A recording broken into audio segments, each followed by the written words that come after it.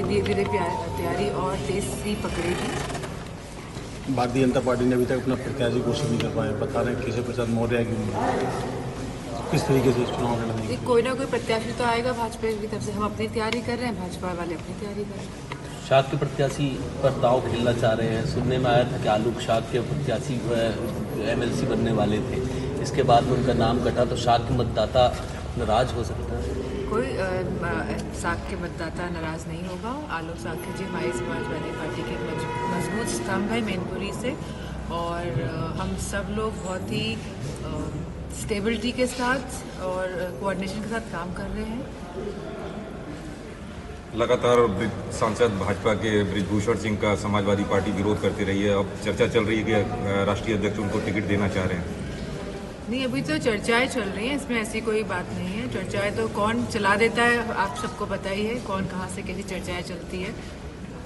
कोई सच्चाई नहीं है बृजभूषण को टिकट देने की बात होती है। मुझे नहीं लगता इसमें अभी तक कोई सच्चाई। अच्छा, बीएसपी मायावती के लिए अभी स्टैंड क्लियर नहीं हो पा रहा कि आपकी पार्टी की बात चल रही है, गठबंधन पे अभी भी जगह है। गठबंधन जो होना था वो मुझे लगता है हो चुका है, क्योंकि गठबंधन की बात पिछले 6 महीने से चल रही है, अलायंस की बात, और अब जाके जब गठबंधन हो गया, सीट शेयरिंग भी हो गई है, तो इसकी मुझे कम लगती है इस बात में कोई भी बात समझता हूँ। एक नई खबर निकल के आ रही है कि बता रहे बदायूं से टिकट परिवर्तन हो सकता है। ये तो राष्ट्रीय नेतृत्व के उसमें का सवाल है, क्या उम्मीद है? करेंगे। क्या उम्मीद है परिवर्तन की?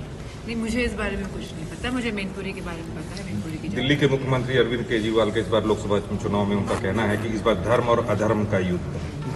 लोग मैं धर्म समझती हूँ इस बार संविधान को बचाने का युद्ध है, और सभी पार्टियां जो संविधान के पक्ष में हैं, जो स्वतंत्रता के पक्ष में हैं, जो राजनीतिक, सामाजिक और आर्थिक न्याय जो जनता को मिले उसके पक्ष में है, वो सब पार्टियां एक साथ आ चुकी है, मजबूती के साथ चुनाव लड़ेंगी।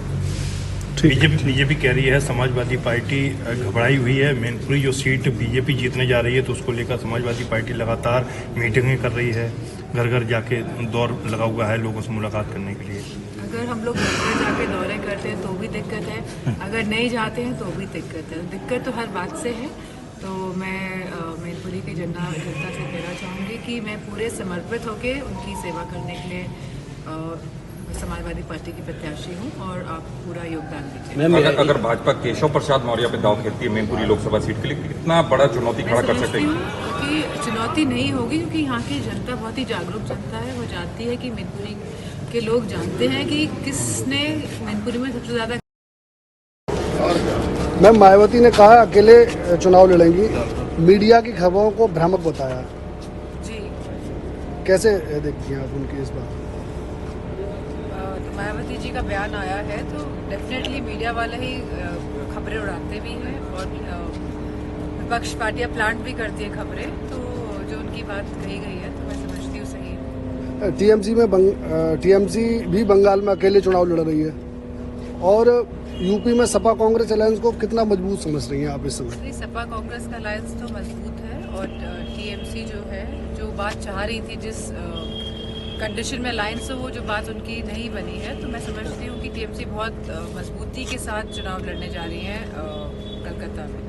मोदी जी आचार संहिता लागू होने से पहले ही किसी भी अन्य राजनीतिक दल की तुलना में प्रचार प्रसार शुरू कर चुके हैं, जबकि दूसरे दल अभी शिथिल हैं। यूपी से लेकर दक्षिण तक वो लगातार प्रचार प्रसार में। कैसे देख रही हैं उनके इस प्रचार प्रसार?